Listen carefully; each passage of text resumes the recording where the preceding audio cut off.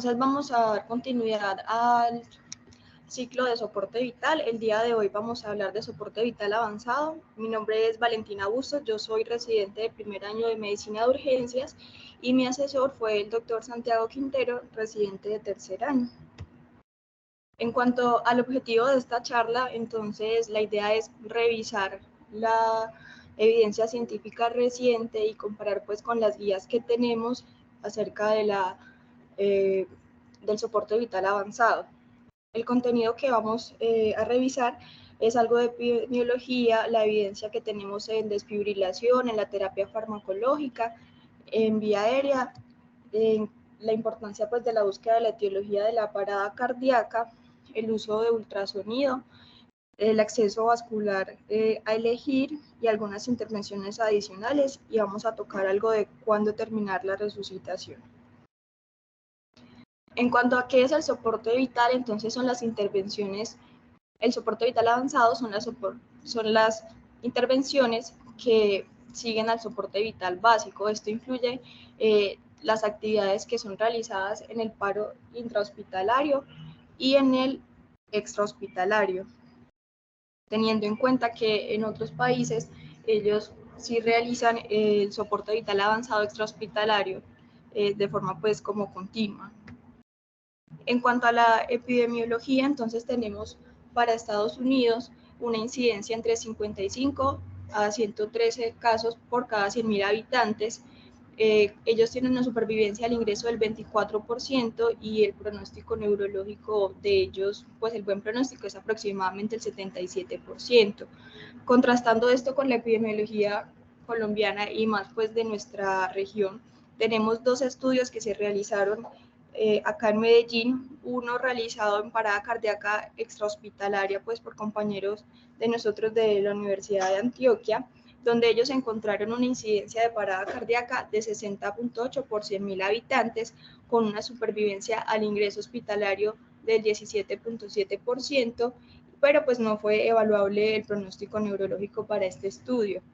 Y también fue publicado un estudio sobre la parada cardíaca intrahospitalaria, específicamente en las unidades de cuidados intensivos, donde ellos encontraron una incidencia del 17.1%, con una supervivencia del 6.6% y un buen pronóstico neurológico. Sin embargo, pues si lo comparamos con la parte de lo que nos muestran en Estados Unidos, no tenemos tan buenos resultados como ellos, aún siendo este estudio intrahospitalario en una unidad de cuidados intensivos.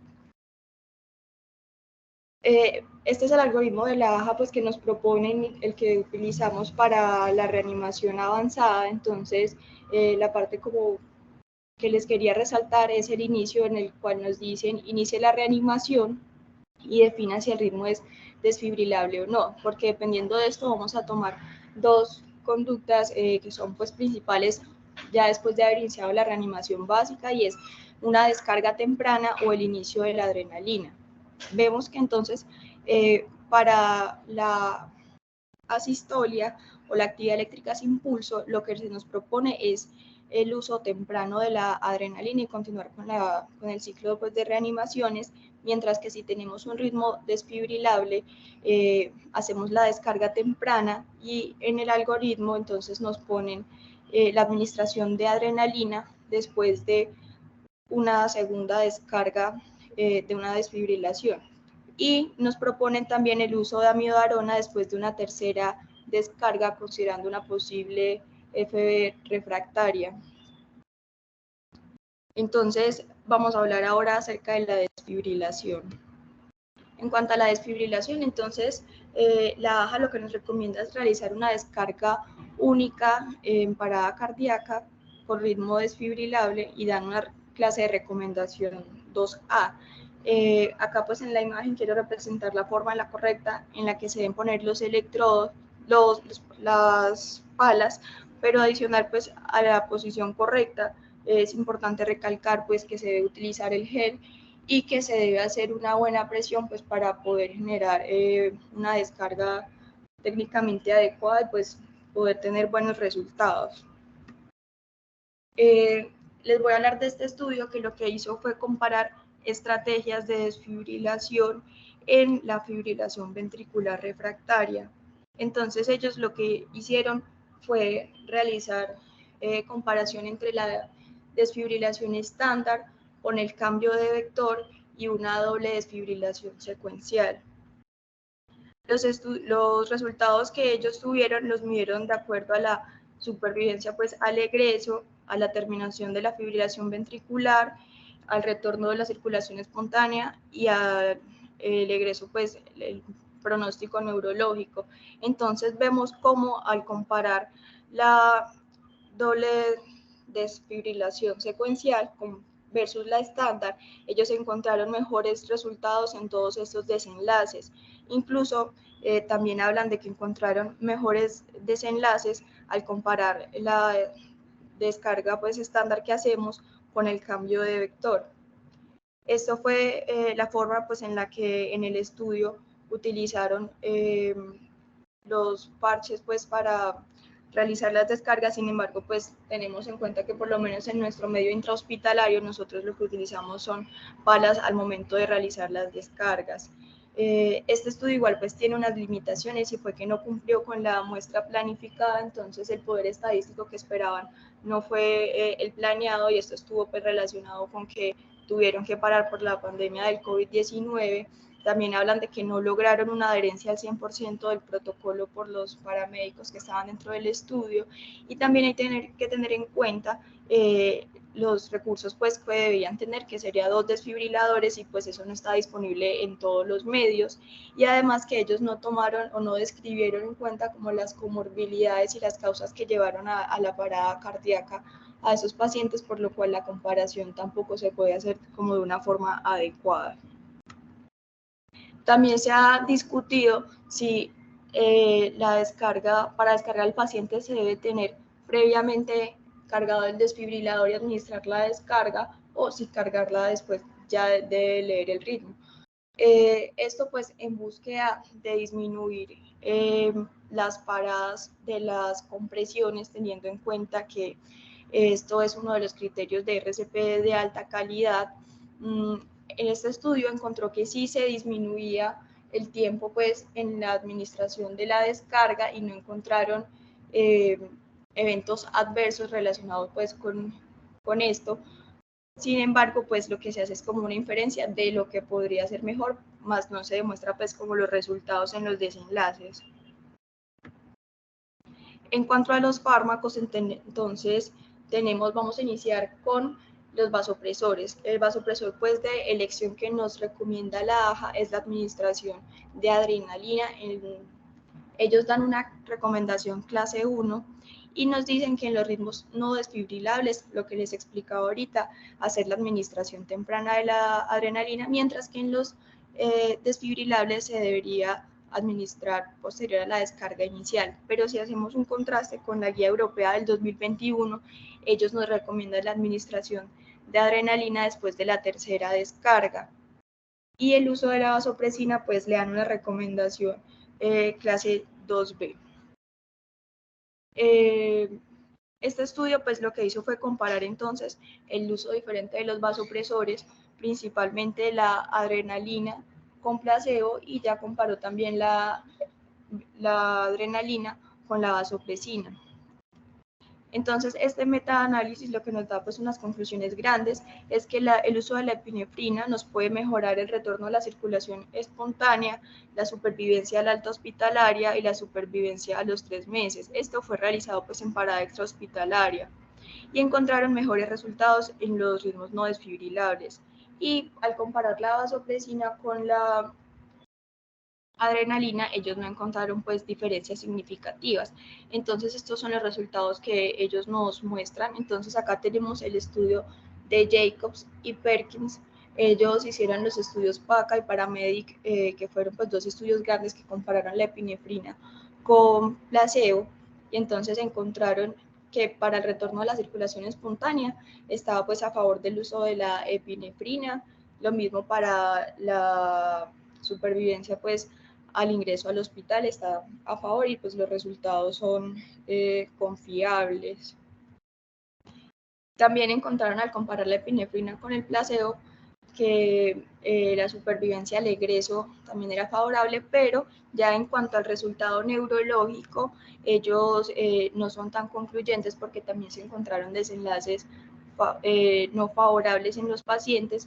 Sin embargo, este estudio pues tiene bastante también riesgo de sesgo y básicamente está dado por el tiempo de la administración de la adrenalina, pues porque también hubo pacientes en los que la adrenalina fue administrada tardíamente. Además, pues hay que tener en cuenta que el pronóstico neurológico, además de la reanimación que se va a hacer por el personal, también hay unos cuidados parada cardíaca, el potencial de rehabilitación de los pacientes, lo que también puede influir en los resultados. Y además, en algunos de los estudios pues se perdieron pacientes y no se pudo hacer seguimiento. Entonces, esto pues nos da el riesgo de sesgo. En cuanto a la terapia farmacológica, lo que veníamos hablando, vemos que si seguimos comparando la epinefrina con placebo en estos mismos estudios, pero ya lo hacemos separando los grupos entre desfibrilable y no desfibrilable, encontramos que la intervención es aún más favorable para los ritmos que no son desfibrilables. Entonces, queda como el interrogante acerca de si esto podría ser en asociación con la administración temprana de la adrenalina que pudiera estar impactando en esto. Entonces podemos ver acá el resultado de la circulación espontánea fue favorable y también en cuanto al egreso hospitalario. Al comparar la vasopresina con la epinefrina, entonces al egreso hospitalario vemos que podría estar a favor de la vasopresina, pues según estos resultados. Sin embargo, los intervalos de confianza sobrepasan la unidad, lo cual muestra que los resultados no son confiables. Y para el resultado neurológico se encuentran un poco más a favor de la adrenalina, pero realmente pues tampoco es una información confiable. Y pues por los intervalos de confianza, y no se logra demostrar como tal que la vasopresina sea mejor que la epinefrina. Ya pasando al uso de los antiarrítmicos, entonces lo que se nos propone es el uso de la amiodarona después de la tercera descarga versus la lidocaína. Entonces, este metaanálisis lo que hizo fue comparar el uso de estos antiarrítmicos con placebo. Al encontrar entonces la comparación con la amiodarona, ellos revisaron nos habla sobre la supervivencia al egreso y encontraron que podría ser favorable para la amiodarona, sin embargo también con unos intervalos de confianza muy amplios, y lo mismo pasa para la lidocaína. Entonces, si bien lo estamos usando, los resultados no son totalmente concluyentes acerca de que sea favorable. Igual hay que tener en cuenta que estos estudios pues también tienen un alto grado de heterogeneidad. En cuanto a los beta bloqueadores, también se han propuesto, pero no hay ensayos pues de alta calidad que hayan apoyado su uso en el contexto del soporte vital avanzado. También hablamos del uso de los corticosteroides. Para la baja es una recomendación 2B. Hay un efecto incierto sobre la mortalidad, pero se cree que podría aumentar el retorno de la circulación espontánea y puede aumentar la probabilidad de supervivencia por los hallazgos en los estudios. Entonces, este metaanálisis lo que hizo también fue comparar el uso de esteroides con placebo. Al evaluar entonces la mortalidad a 28 días, ellos también encontraron que podría estar a favor, pero nuevamente no es que se encuentre totalmente a favor los resultados, sino que hay unos intervalos de confianza también bastante amplios, por lo cual no podríamos asumir que todos los pacientes que les administremos el esteroide pues van a tener mejores desenlaces.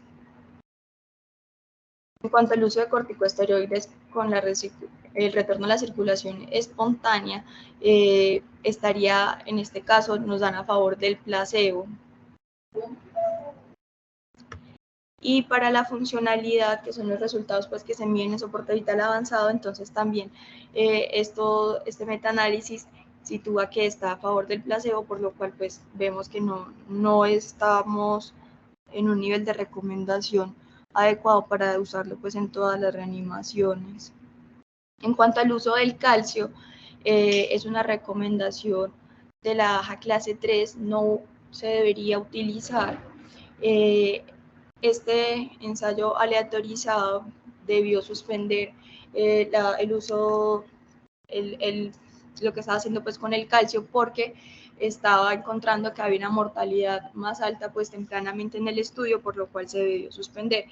Ellos compararon la intervención de calcio versus solución salina y al evaluar el retorno a la circulación espontánea vieron que los pacientes con solución salina tenían mejores desenlaces.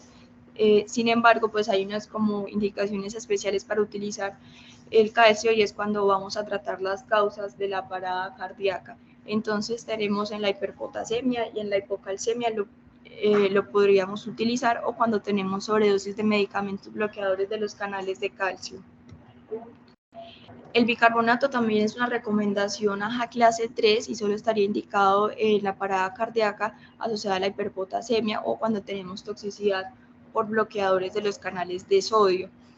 En este metaanálisis entonces también podemos evaluar la supervivencia, como no es concluyente la evidencia que ellos presentan, que incluso podría en algunas ocasiones estar a favor pues de la intervención con el placebo, y pues los intervalos de confianza son muy amplios y sobrepasan pues la unidad.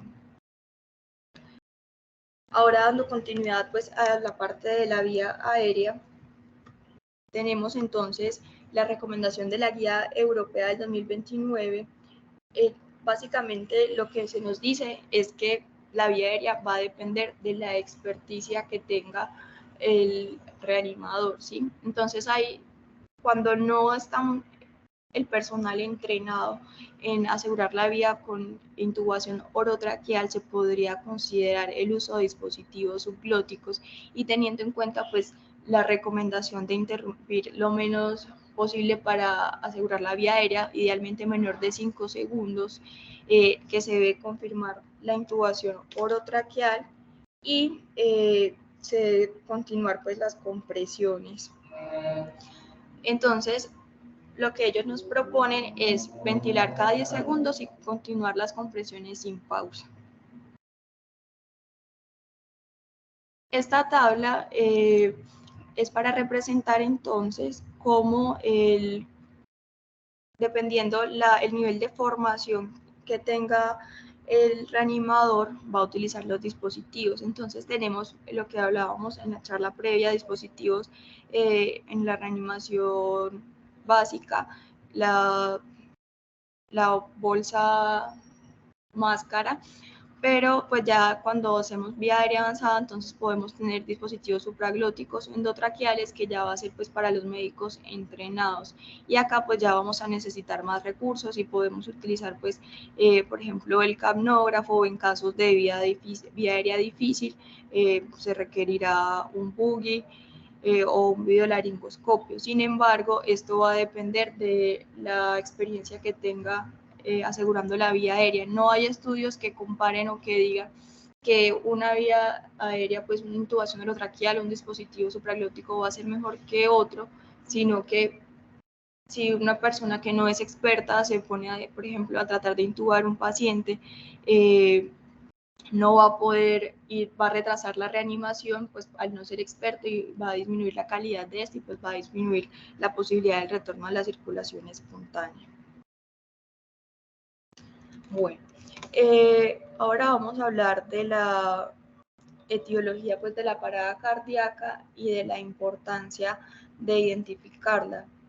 Entonces tenemos esta estadística, pues es de Estados Unidos. Ellos nos proponen como 3 divisiones y hablan pues de la etiología cardíaca, de la etiología por asfixia, y pues para ellos es una causa importante la toxicológica, y ya agrupan las otras etiologías en otro grupo y lo separan entre parada cardíaca extrahospitalaria e intrahospitalaria. ¿Por qué es importante esto? Porque dependiendo de la causa que nosotros identifiquemos, vamos a poder tratar al paciente y nos va a priorizar ciertas estrategias. Entonces, por ejemplo, los pacientes que tienen parada cardíaca de causa de etiología cardíaca están asociados con peores desenlaces, pero por ejemplo si tenemos un paciente con un síndrome coronario agudo, se ha demostrado que la intervención percutánea pues urgente nos va a mejorar la sobrevida en estos pacientes. Si por el contrario nosotros tenemos un paciente que el mecanismo de la parada cardíaca es por hipoxia, entonces probablemente en este paciente vamos a priorizar el manejo de la vía aérea, o pacientes que tenemos con desequilibrio electrolítico, entonces vamos a recurrir pues a manejarlo y probablemente nos salgan más rápido de la parada cardíaca o pues de las causas tratables también que podemos tener como el neumotórax o el taponamiento. Eso nos va a mejorar el desenlace. En cuanto al uso de la ultrasonografía, entonces la AJA da una recomendación 2B y la guía europea lo que nos recomienda es que debe ser realizada por operadores calificados y lo que debemos es minimizar las interrupciones. El ultrasonido entonces lo vamos a utilizar en parada cardíaca para identificar causas tratables como el taponamiento cardíaco o un neumotórax, y también nos va a servir pues para evaluar la actividad mecánica del corazón. También se ha propuesto para confirmar la vía aérea y también proponen que se podría utilizar para verificar el pulso y que podría incluso ser un poco más confiable a la visualización directa. El ultrasonido cobra un papel pues muy importante al evaluar la actividad eléctrica sin pulso, ya que podemos tener una actividad eléctrica sin pulso o una pseudoactividad eléctrica sin pulso, lo cual le confiere un riesgo diferente al paciente. Entonces, básicamente la actividad eléctrica sin pulso, al evaluar con el ecógrafo, no encontramos nada de contractilidad cardíaca, mientras que en la pseudoactividad eléctrica sin pulso sí vamos a encontrar actividad mecánica, y esto puede estar en relación con que el paciente esté en un choque profundo, y la forma pues de tratar a este paciente sería diferente porque manejaríamos principalmente un paciente con choque y nos enfocaríamos en cuál es la causa, y estos pacientes que tienen pseudoactividad eléctrica sin pulso en los estudios han demostrado que tienen mejor desenlace y mayor sobrevida. Sin embargo, esto ha sido pues muy controvertido porque no se ha definido como, o no se tiene estandarizado en los estudios cuál es la definición de actividad mecánica. Entonces, a grandes rasgos es que haya movilidad pues de cualquier pared del corazón, y también que haya actividad pues valvular. Sin embargo, pues los estudios a veces no son claros en definir qué tomaron como actividad mecánica, lo cual hace pues más difícil compararlos. Bueno, en cuanto al acceso vascular, entonces lo ideal sería tener primero el acceso venoso periférico, luego, si no es posible, un intraóseo, y por último se podría utilizar la vía endotraqueal. En esta revisión sistemática lo que hacen es comparar los resultados en torno al retorno a la circulación espontánea, la supervivencia al egreso hospitalario y los desenlaces neurológicos. Ellos encontraron que estaban a favor de la administración pues, de los medicamentos intravenosos. Esto puede estar pues, en relación con la farmacocinética de los medicamentos, que pues la conocemos mejor y están diseñados pues para utilizarse de forma intravenosa, y además que probablemente los pacientes que van al extremo pues de utilizar intraóseo es porque son de acceso vascular difícil. En cuanto al uso de los accesos centrales, pues no son la recomendación, no son lo ideal, pero podríamos tener reanimadores expertos que no retarden la reanimación consiguiendo un acceso vascular, y pues también en ese caso podría ser válido. En cuanto a otras intervenciones que se han venido planteando, entonces tenemos los dispositivos de compresión mecánica. La AJA les da una recomendación 2B en situaciones específicas, pero nos dice que no lo debemos utilizar pues de rutina. Este metaanálisis entonces lo que hizo fue comparar los resultados de el uso de dispositivos mecánicos versus las compresiones manuales. Ellos encontraron que las compresiones manuales podrían ser más eficaces que los dispositivos y que tenían menor riesgo pues, de lesiones como neumotórax o hematomas. Entonces, este estudio pues tiene una dificultad y es que las compresiones manuales que ellos evaluaron eran personas que estaban completamente supervisadas, entonces estaban probablemente tratando de hacerlas según todo el protocolo. Sin embargo, a veces podemos ver que en la vida real no todas las personas tienen un adecuado entrenamiento para dar compresiones manuales. Además, podemos también tener en cuenta que hay situaciones específicas en las que los dispositivos nos podrían beneficiar y podrían liberar un reanimador que podría estar haciendo otra actividad y eso también ser beneficioso para el paciente. Y también pues se podría considerar el uso en los traslados de los pacientes. También se ha estudiado la elevación de la cabecera a 30 grados durante la reanimación. Esto pues se le atribuye como a la parte fisiológica, tratando de disminuir la presión intracraneana y mejorando el flujo cerebral. Sin embargo, los estudios que se han realizado sobre todo pues en animales, en cerdos, y no tenemos estudios en humanos que nos avalen pues como esta conducta. Acá les muestro este metaanálisis, los resultados que nos da a favor, sin embargo también tienen unos intervalos de confianza que son bastante amplios, entonces no sería confiable, y pues estos estudios son realizados en animales. Entonces, en cuanto a cuándo parar, tenemos entonces las reglas de TOR. Las reglas de TOR son utilizadas para los pacientes prehospitalarios y básicamente es cuando los pacientes el paro no fue presenciado, cuando el paciente tenía indicación de desfibrilar y no fue posible, o cuando no se logró el retorno a la circulación espontánea. También pues tenemos unos predictores de mal pronóstico, como es una capnografía de 10 sostenida por más de 10 minutos, y también la ultrasonografía, como les comentaba ahora, en cuanto a la actividad eléctrica sin pulso real, nos orienta a que el paciente tendría un peor pronóstico. Si bien esto pues es muy discutido y son solamente elementos que deberíamos tener en cuenta en el momento de definir parar en una reanimación, y pues también la causa que nos llevó a la parada cardíaca al paciente, si es tratable, si no es tratable, y cuál va a ser el pronóstico de este paciente.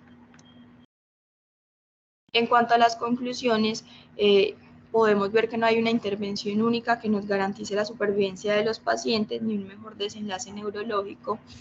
El inicio de la resucitación, las compresiones de alta calidad y la desfibrilación, todo esto en conjunto nos pueden ayudar a obtener mejores desenlaces, y pues vemos que requerimos aún continuar investigando nuevas terapias para impactar en los desenlaces de funcionalidad de nuestros pacientes.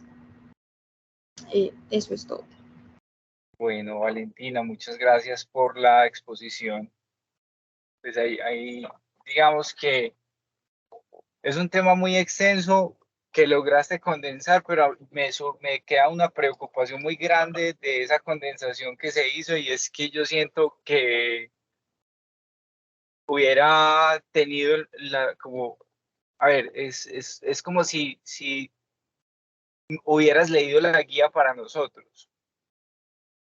Y realmente me faltó como tu opinión y tu crítica con respecto a todo lo que mencionaste, incluidos los estudios. De hecho, pues, por ejemplo, solo del Paramedic 2, que es el estudio de adrenalina en paro extrahospitalario, uno puede sacar muchas conclusiones encontradas, incluso enfrentadas, hasta tal punto que el propio autor del Paramedic 2 dice que él no recomienda el uso rutinario de la adrenalina. O sea, entonces, en este orden de ideas, a mí me falta como un poquitico de Valentina en la charla. Pues yo creo que todos saben que he sido muy crítico de la reanimación en términos de la sistematización de la reanimación, particularmente porque es que yo creo que todos los pacientes no se cortan con la misma tijera, ni en todos se hacen las mismas intervenciones. Entonces, el uso de las mismas dosis de adrenalina para todos, el uso, la realización de las mismas intervenciones para todos, esas conclusiones que me parecen un poquito arriesgadas de decir es que la guía dice que no se recomienda el uso de dispositivos de reanimación extra, pues mecánica, por ejemplo. En realidad, la guía dice que no lo recomienda de rutina, pero en las partes donde se hace reanimación bien en el mundo, en todas partes lo utilizan. La guía dice que se prefiere el acceso intravenoso periférico después del intraóseo y no se recomienda el acceso venoso central, pero en las partes donde se hace de rutina la reanimación cardiopulmonar se utilizan accesos centrales. Nosotros somos urgentólogos, se supone que somos especialistas en resucitación. Al ser especialistas en resucitación, nosotros no deberíamos estar limitados o pensando en que voy a hacer lo que la guía escribió para mí, sino lo que yo debería hacer como un experto en resucitación para mejorar los desenlaces de los pacientes. Hay dos cosas muy importantes que mencionaste con respecto a los medicamentos, antes de que se me pase, y es, por ejemplo, la conclusión del gluconato de calcio, que es el estudio COCA que salió el año pasado, es exclusivamente en paro extrahospitalario, pero existen muchos otros contextos, vos mencionaste algunos, donde se puede utilizar. Y otra pregunta que surge es si quizá el gluconato de calcio, en ese caso lo estábamos utilizando muy tempranamente y el gluconato de calcio puede ser benéfico más tarde. Entonces, son todas esas preguntas las que nos llevan a tomar esas decisiones críticamente, no limitados por un análisis que se hizo de unos datos que vos misma dijiste que son datos que son imprecisos, que son incompletos o que son basados en estudios digamos, de una calidad dudosa. Cuando uno se pone a escuchar a los propios investigadores de esos estudios, casi que ellos le dicen a uno, no saquen conclusiones de este estudio. Aprendamos de esto, vamos a hacer algo mejor. Digamos que las conclusiones que se pueden sacar, por ejemplo, en el Paramedic, la conclusión grande, digamos, la conclusión más fuerte fue que los pacientes que sobrevivían y se usaba adrenalina terminaban con peor estado neurológico. Pero la conclusión que recoge la guía es que llegan vivos al área hospitalaria, no importa el estado neurológico. Entonces, digamos que son contradictores que yo espero que un residente y que un urgentólogo me muestre en una discusión de estas. Por ejemplo, hay una cosa que me llama la atención, es que al final hablas de los predictores de pobre pronóstico y hablas de la capnografía, y la capnografía, que es una cosa que sí recomienda la guía, no la mencionaste en ningún momento. De hecho, yo en ese momento casi que todas mis reanimaciones las guío por capnografía. Tengo esa posibilidad y creo que todos deberíamos tener la posibilidad de hacerlo. Y es una recomendación de la guía. Hay otras formas de guiar la reanimación. No sé si leíste de pronto de esas formas de guiar la reanimación. La AJA tiene incluso un documento del 2013 donde ellos hacen esa recomendación. Y es una forma, un documento que es dirigido a esas personas que son reanimadores no eventuales, sino reanimadores que lo hacen a diario o con cierta frecuencia, y es como guiar la reanimación por medio de onda de pulso, por medio de presión arterial sistémica, Sí, diastólica profe. principalmente. Entonces, creo que para hacer una charla de reanimación me parece buena. De, siempre que vas a hacer una charla, preguntarte a qué público le estás hablando, porque si vos me decís, a mí esta charla me parece que condensa bien lo que quiere decir la guía, pero me queda faltando. Y sobre todo una cosa muy importante, Valentina, vos estás en este momento en un proceso de aprendizaje. Me queda faltando eso que quiere contarnos Valentina. Sí, sí me entiendes, como esa parte donde vos hiciste el análisis crítico y me decís, yo opino esto. Qué pena la extensión y muchas gracias. Pero Gracias. espero que no lo tomes a mal, pues. No, sí, profe, le entiendo lo que me quiere decir. De pronto también es que hablo un poquito rápido porque traté pues como de exponer mi posición frente a lo que decía la guía, pero de pronto como hablo tan rápido no quedó claro. Respecto a la otra forma de guiar la reanimación, pues sí había leído acerca del protocolo Perseus, entonces como ellos en pacientes que están con monitoreo invasivo, entonces tienen una guía pues de acuerdo a estos parámetros en la cual ellos tienen en cuenta la resistencia vascular sistémica, la tensión arterial diastólica, presión de oxígeno, la saturación venosa central. Bueno, no sé si alguien más quiere decir algo, preguntas. Daniel, dale Daniel. Listo. Buenos días, ¿me confirman por favor que se escucha? Sí, señor. Listo. Vale, muchas gracias entonces pues también por la charla, me adhiero ahí. Digamos que acá entre todos los puntos a mencionar, hay uno que sí es pues como importante también tener en cuenta, y es esta parte de la sumatoria de medicamentos pues como para el uso en el contexto pues de reanimación avanzada. Yo vi que por ejemplo estabas mencionando un poquito lo que es la cuestión de lo de la vasopresina. No sé si tuviste pues como la oportunidad de revisar bien los estudios pues que se han venido haciendo, digamos como el cóctel que involucran también pues como el uso de vasopresina y el uso pues de metilpre, y sobre todo pues como el último que tuvimos la oportunidad incluso con el grupo de residentes pues como de analizar sobre el retorno a circulación espontánea, pues pero no tanto así para la parte pues de desenlace neurológico a posteriori, y que en últimas incluso hasta mostró pues como una diferencia que era estadísticamente significativa pues para el retorno a circulación espontánea, y repito, no así pues para el desenlace neurológico. Esa también digamos que es como interesante porque jugué antes pues de las guías pues que se pudiera realizar, que se realizó pues este estudio, y que en últimas uno cuando va y mira también pues se encuentra que si bien la parte pues de la calidad de la evidencia va como a favor pues de esto, pues igual la fuerza pues de la recomendación realmente no cambió.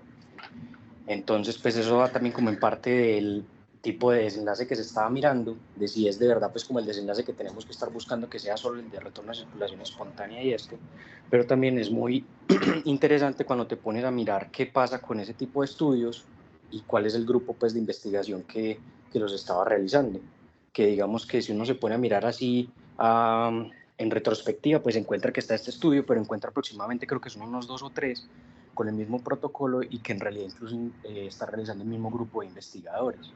Pareciera como una contienda pues por tratar de demostrar que la terapia sirve, en varias ocasiones sin poder demostrarlo, pero aún así pues siguiendo como esa lucha interminable pues por tratar de mostrar como los resultados. Eso lo traigo pues como a colación para que cuando se miren ese tipo de estudios pues también se mire como los desenlaces que se están tratando de utilizar ahí, y también se mire pues como esa parte de quién es el que está tratando de poner esa evidencia pues como para tratar de cambiar recomendaciones, y que en últimas pues así se haya encontrado eso, pues realmente la fuerza de la recomendación pues no ha cambiado, tanto por el desenlace como pues la reproducibilidad pues que puede tener este mismo tipo de estudios, siempre es como digamos como el mismo contexto de los pacientes, y realmente pues no se ha encontrado como un cambio ahí importante. Entonces pues como para no como para tener en cuenta que no solamente porque un ensayo clínico muestre un resultado pues realmente se va a ver influenciada una guía pues con las recomendaciones que se vaya a dar, que es una cosa pues muy importante a tener en cuenta ahí con el manejo de la evidencia. Muchas gracias, Val. Gracias, profe. Sí, profesor. Hay Hágale. una cosa que dijo Daniel que me parece muy importante, y es que cuando se evalúan estos estudios, uno tiene que preguntarse primero si la selección de los pacientes fue adecuada. O sea, si realmente no estamos seleccionando los pacientes más graves y por eso nos va mal, o si los pacientes que nosotros estamos seleccionando sí son el foco de estudio. ¿Cuál es verdaderamente la pregunta y cuál es el desenlace que se está midiendo? A veces lo que nosotros creemos que son desenlaces duros, realmente son un riesgo. Y los que creemos que son desenlaces blandos, para nosotros pueden ser desenlaces duros. Como por ejemplo en el caso de los dispositivos de reanimación mecánicos, el solo hecho de usted no tener menos movimiento en el paciente, poder realizar procedimientos sin que el paciente se mueva, tener que utilizar menos reanimadores y tener un masaje más constante. Entonces, esas son cosas que uno tiene que analizar críticamente, y yo creo que con cada uno de estos puntos, por eso es que es muy difícil yo decir que voy a hacer un aporte en un aspecto u otro, porque es que yo creo que mi aporte o mi comentario es en general la interrupción. No, nada.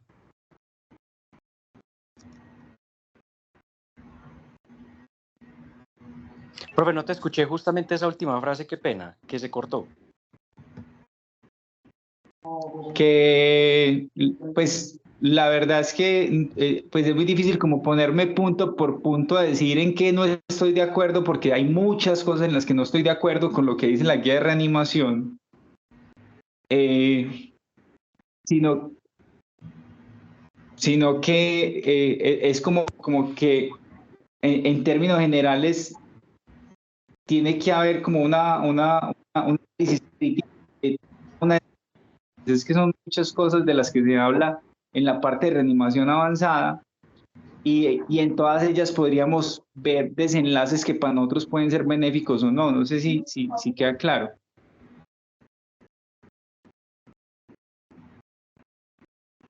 Sí, es que en últimas, el problema ahí, digamos, es que tenemos sí una guía que es muy amplia, una guía que mira demasiados tipos de escenarios, una guía pues que en últimas va a agarrar una parte de básico y avanzado, situaciones especiales, cada uno con un tipo de recomendaciones y con una fuerza pues diferente, que va a estar fundamentada pues sobre todo pues con estas partes de lo del grade y esto para la calidad de la evidencia, el diseño metodológico y el tipo de estudio, y que en últimas incluso muchos de esos no se puede solamente mirar esa parte de la calidad metodológica y el diseño del estudio, sino que también se tiene que revisar pues por el mismo equipo que desarrolla pues como lo de las guías, y ver qué tan pertinente es como esa misma evidencia, porque en últimas es una recomendación que al menos pues en este contexto se trata de analizar qué es lo que dice cada una de las recomendaciones y cómo está sustentada, y ya en eso uno saca digamos como una conclusión, como bueno, es que me parece que está muy bien fundamentada, o esta realmente parece pues que no tanto.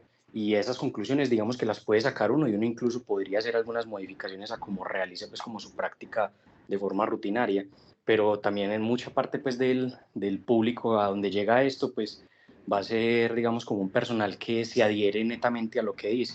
Entonces en última resulta siendo un poquito complejo, porque toca tratar de darlas así de una forma muy concisa para que al menos a ese tipo de público pues no le genere como mucha incertidumbre a qué es lo que tiene que hacer, y al menos tenga como unos parámetros mínimos de qué es lo que tiene que hacer pues como en las reanimaciones, que en última es una de las cosas que trata de hacer la guía. Nosotros digamos que de pronto podemos hacer un análisis y salirnos un poquito pues más de eso, pero para la creación pues de estas recomendaciones sí toca hacerlo pues de una forma muy clara para el resto del público, para que no se vaya a generar como ese problema de listo. Entonces, ¿qué es lo que vamos a hacer? ¿Qué es lo que tenemos que garantizar? Entonces, lo único que tenemos que garantizar en una reanimación es mínimo que a todo el mundo le quede claro que se tienen que hacer las compresiones bien, que la desfibrilación debe ser temprana si procede, y que este tipo de cosas pues no deben tener ni siquiera cabida como una discusión en la mayoría pues como el público. O sea, tiene que quedar claro que realmente las pausas tienen que ser lo mínimo, como lo decía Valen pues como en lo del manejo de vía aérea. Acá es muy claro que si hay un personal entrenado para el acceso de la misma, pues uno podría intentarlo, incluso tratando de hacer que eso, pues, o que es la idea, que eso no vaya a entrometerse con las mismas calidades de la compresión, pero que si uno tiene una persona que realmente lo único que puede brindar es ventilación por BVM, pues que realmente se mantenga pues con eso, porque lo único que va a hacer ahí es, digamos, como generar un problema importante en el desarrollo de la misma reanimación. Entonces esas cosas, por ejemplo, me pareció pues importante que lo mencionara ahí Valentina, que si realmente uno va a mirar qué es lo que va a poner, pues tiene que mirarse también en qué condición de entrenamiento está usted y si usted es capaz de garantizar que la cosa se vaya a dar tan siquiera cumpliendo esos mínimos que sí están bien fundamentados en la guía, de lo que dicen los expertos también, que esto no se debería tocar para nada, esto tiene que hacerse lo mejor posible, al menos en estos parámetros mínimos, para poder tratar de garantizar, al menos pues con lo que se tiene, que el paciente pueda tener como esos mejores desenlaces, tanto en el retorno a circulación como en la parte pues funcional a posteriori, que son, digamos, pues como los más importantes.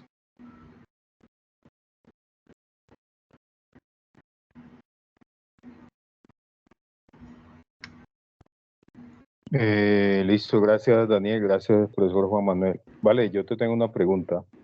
Normalmente cuando uno ve esta parte de la reanimación avanzada, uno ve que los sistemas en general en el mundo se dividen como en dos, ¿cierto? Como aquellos que pregonizan la reanimación avanzada como todo el mundo va a salir y todo el mundo va a salir bien, son cinematográficos, pues como los estadounidenses, ¿cierto?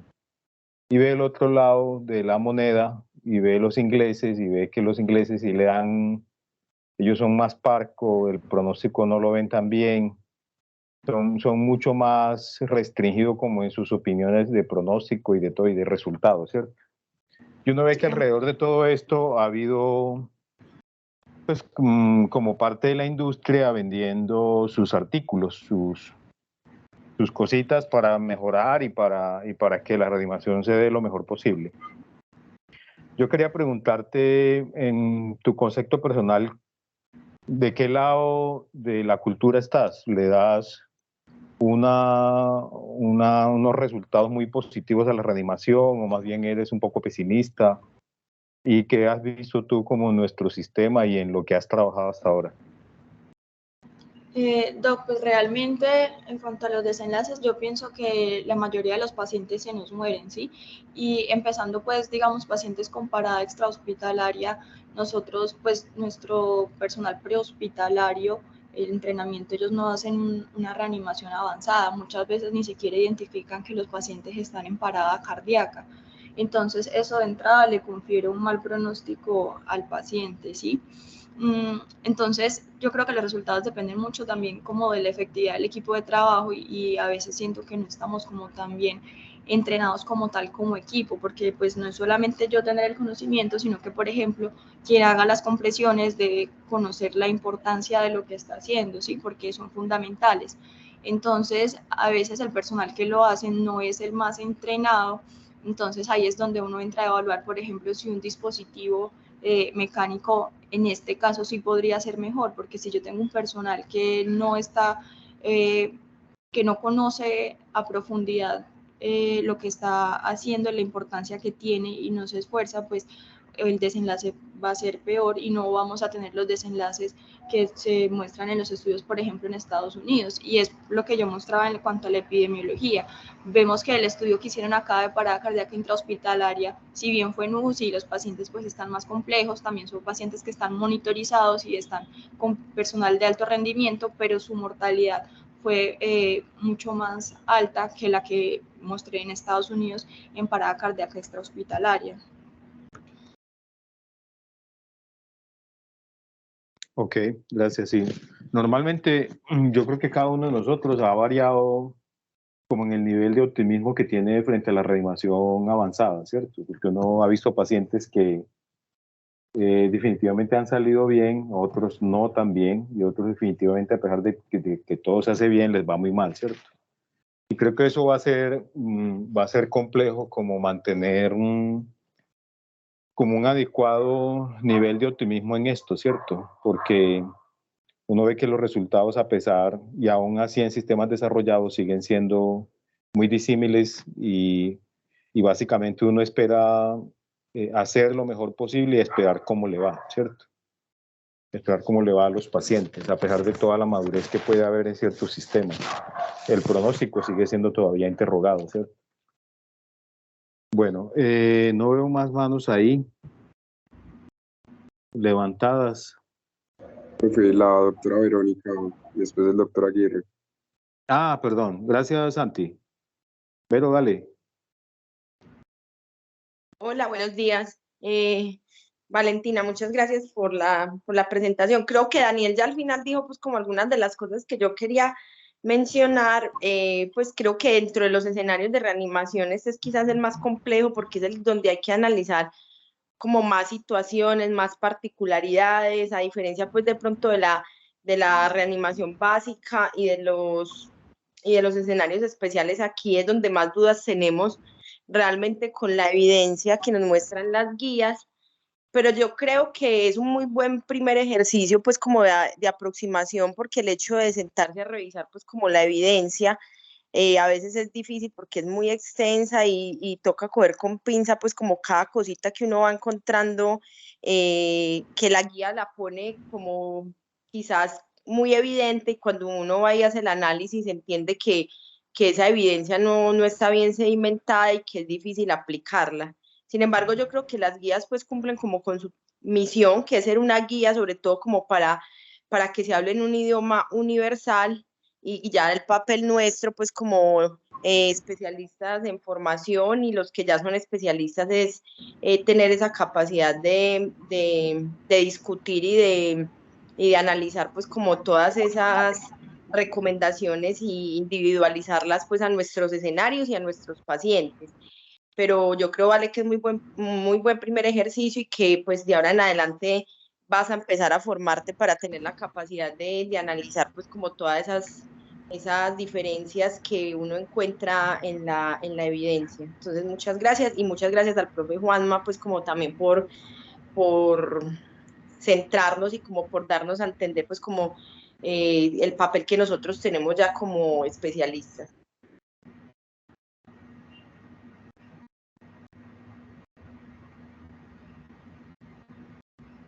Muchas Gracias, gracias. Vero. El profesor Omar. Omar tiene la mano levantada.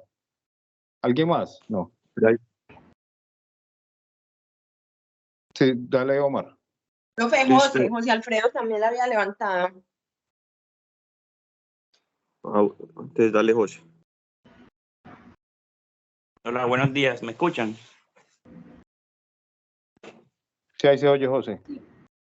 Bueno, compañeros, mi aporte iba más que todo enfocado a la parte de los aspectos bioéticos de la reanimación, y es como recordar o tener presente también, pues estamos hablando de RCP, a qué pacientes no reanimar. Es como tener en mente que muchas veces hemos vivido casos donde se inicia la reanimación en los pacientes, y muchas veces son pacientes terminales o pacientes que ya se había decidido por un grupo multidisciplinario o por diferentes situaciones de no reanimar, y se somete a este paciente a la reanimación. O cuando hay pues otras condiciones que contraindican como tal la realización de la reanimación. Entonces, más que todo eso, así como hay que tener presente cuándo terminarla, también tener presente cuándo iniciarla o cuándo no iniciarla. Muchas gracias, Valentina, por la charla. Muchas gracias. Sigue Omar. Muy bien, ahí me escuchan. Sí, señor. Sí, ahí se oye. Bueno, vale, me adhiero a los agradecimientos de todos. Yo quisiera decir algo, y es que pues en la charla anterior y esta, pues hemos dicho con frecuencia que nuestro sistema de atención hospitalaria pues no hace soporte vital avanzado. Yo creo que eso es un poquito injusto, en el sentido que una de las pocas ciudades en el país que tiene por ejemplo, la disponibilidad de ambulancias medicalizadas. Creo que si ellos llegaran a escuchar de pronto esas percepciones que hemos hecho, no serían justas con el trabajo que ellos han venido desarrollando. En ese proyecto hay incluso un argentólogo, y de pronto las críticas se podrían reorientar a evaluar de pronto qué es lo que han estado haciendo, pero no de su inexistencia.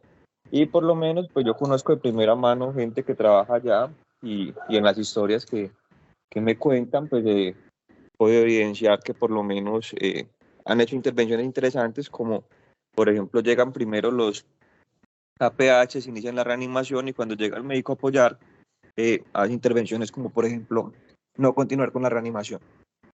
Entonces, eso es lo que quería decir. Puedo hacer una aclaración. Es que yo no vengo de esta región, entonces el sistema al que estoy acostumbrado es diferente, ¿sí? Entonces no podría dar fe como de lo que se hace acá. Me llamó la atención cuando hice la revisión del tema y me gustó mucho encontrar epidemiología de lo que se hace acá. Incluso pues uno de los estudios que mostré era en pacientes extrahospitalarios. Entonces eso habla pues del sistema. Quería hacer como esa claridad. ¿De qué región viene Valentina? Yo vengo de Caldas. ¿Y qué tal es el sistema allá? El sistema prehospitalario llevo apenas 3-4 días rotando acá, pero lo que he podido ver sí es diferente, ¿sí? Porque como les comenté, a veces los pacientes llegan en parada cardíaca y no son identificados, ¿sí? Ellos a veces también tienen que hacer traslados de pacientes de hospital a hospital y los mandan con pacientes que deberían ir con médico y obviamente el paciente se les deteriora en el camino, les hace paro y para ellos es más complicado, digamos, que reaccionar ante esto. Entonces, por eso es más mi percepción. Ok, gracias. Está el doctor, gracias Omar, está el doctor Santiago Quintero.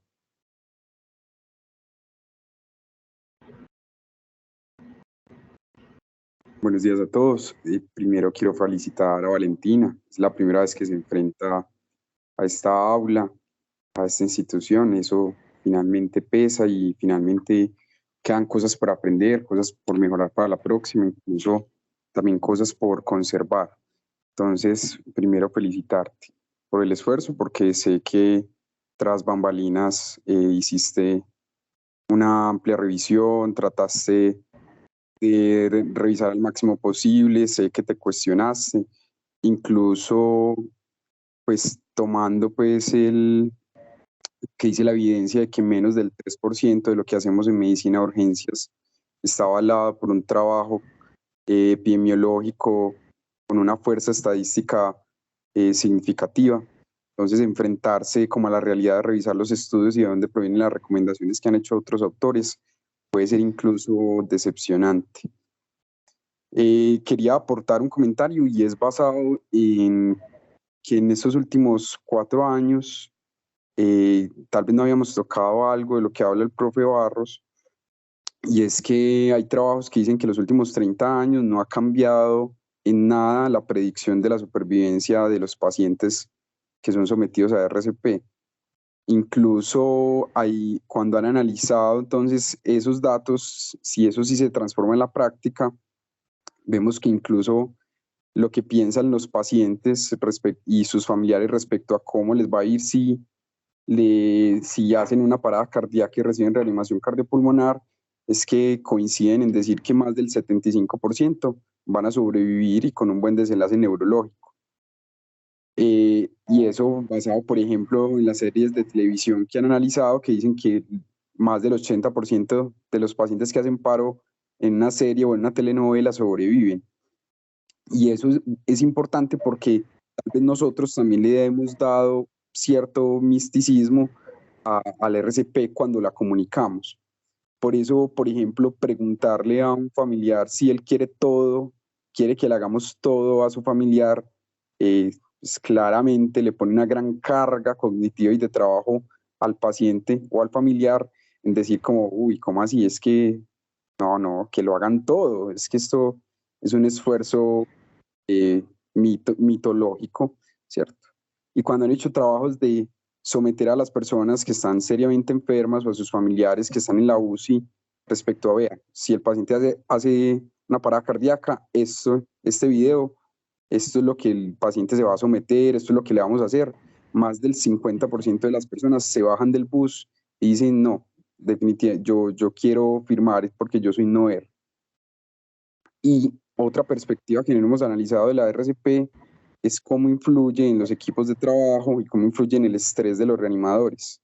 Y es que si en trabajos, incluso en países de alto nivel de desarrollo, se encuentra que tal vez pueden estar sometidos a otras condiciones laborales hasta el 60% tienen flashback, dicen que han tenido pensamientos de cansancio extremo, de pensamientos intrusivos, de memorias que guardan relacionados con el burnout de una experiencia tan estresante como esta.